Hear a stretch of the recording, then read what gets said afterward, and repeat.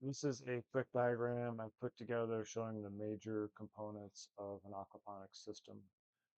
First thing is the sump. This is actually a gravity fed, and it'll be the lowest point in your system. From here, there you put one or more submersible pumps that will pump the water from the sump to each of your beds and also into your fish tank. From here, the this is a solid lift uh, filter, which will pull water from the bottom of the tank, including the fifth waste, and run it out. And in this diagram, I've shown a radial flow filter. Don't have to have this, but this is handy for, if it's designed properly, settling out some, or if not most, of the solids from the fish tank before the water returns to the sump. On the beds, they have um, these are bell siphons, and actually there's actually a tube around the bell siphon that keeps the media away from the bell siphon that I've not shown here.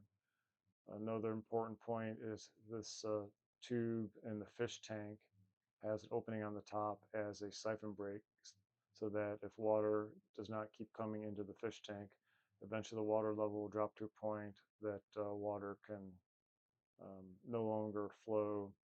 And once it falls below this horizontal line, no more water comes out of the tank. So basically, it sets a minimum level on the tank, and you can't drain it down, which is an important feature. There's also a drain in the radial flow filter to pull out the sediment periodically, fish waste sediment out of this tank. If you don't have this feature, then basically it's all going to go to the sump. The your submersible pump will emulsify it as it's pumping it back up to the rest of the system, and that emulsified solids will get dumped into the beds and actually back in the fish tank.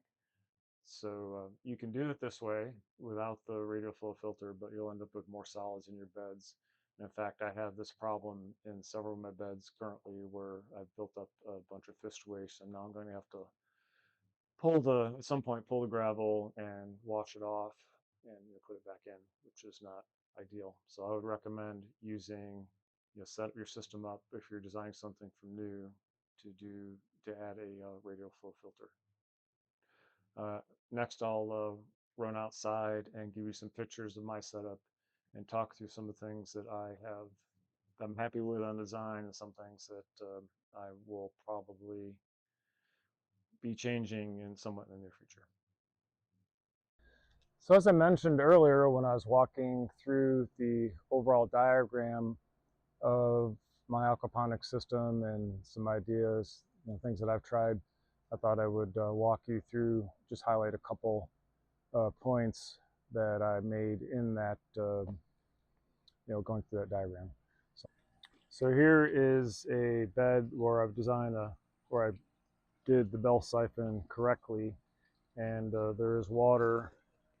You can see it right there, uh, being pumped into the bed, and this tank is almost full, so pretty soon that bell will actually rise up.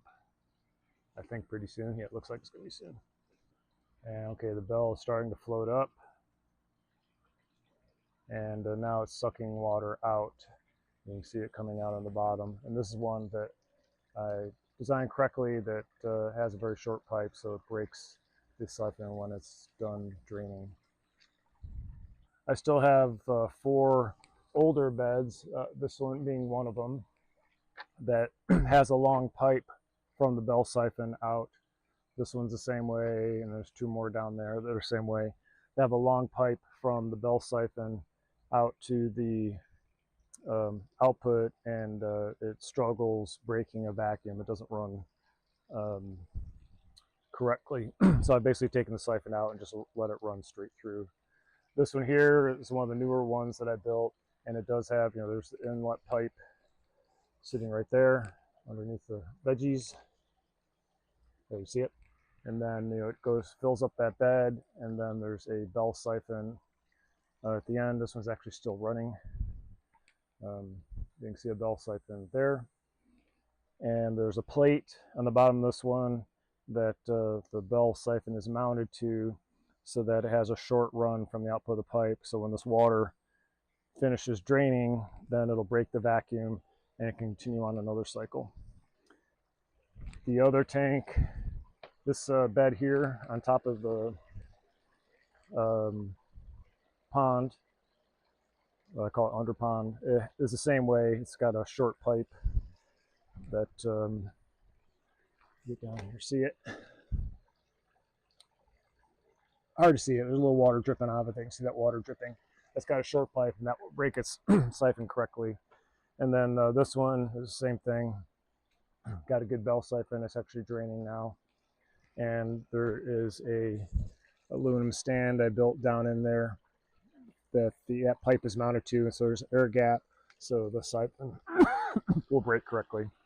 This bed needs to be redone. This doesn't have a good break on it.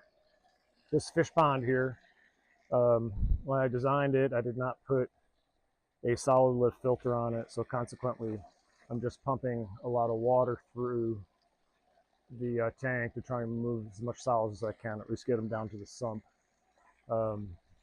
This would benefit greatly from having a solid lift filter, and it would need to have a pipe just somewhere. Probably the simplest place to put one right here, though it's probably not as visually appealing, but it'd be someplace you can keep an eye on it. I could do it on the backside maybe too.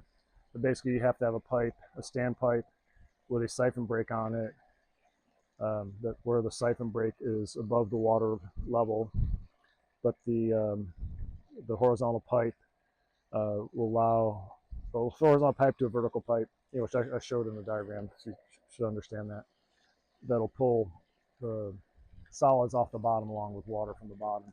So it should get much more of the fish waste out of the tank, and then you can put it into some type of filter. It could be either radial flow filter, it could be a bioreactor. There's lots of different things to play with it, but the idea being to try and pull as much of those solids off the bottom as possible.